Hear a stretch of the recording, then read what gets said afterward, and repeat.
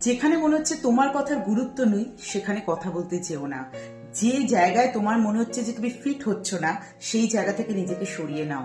একটা কথা মাথায় রেখো যে দামি জিনিসেরই সবসময় কদর থাকে, কম দামি জিনিসগুলো কিন্তু এদিক সেদিক ছড়িয়ে থাকে। সেটা খাবার হোক, সেটা জুয়েলারি হোক, সেটা মানুষ বা ব্যক্তিত্ব হোক। একটা কথা সব সময় মনে রাখা উচিত যে আত্মসম্মানটা সবসময় আগে। সে তুমি যেই জায়গায় থাকো আর যেখানেই থাকো, যেখানে মনে হচ্ছে যে তোমার কোনো প্রায়োরিটি নেই, তোমার কোনো গুরুত্ব নেই, সেখানে অযথা তর্কে না গিয়ে নিজের জায়গা বুঝে সেখান থেকে সরে আসাই কিন্তু বুদ্ধিমানের কাজ।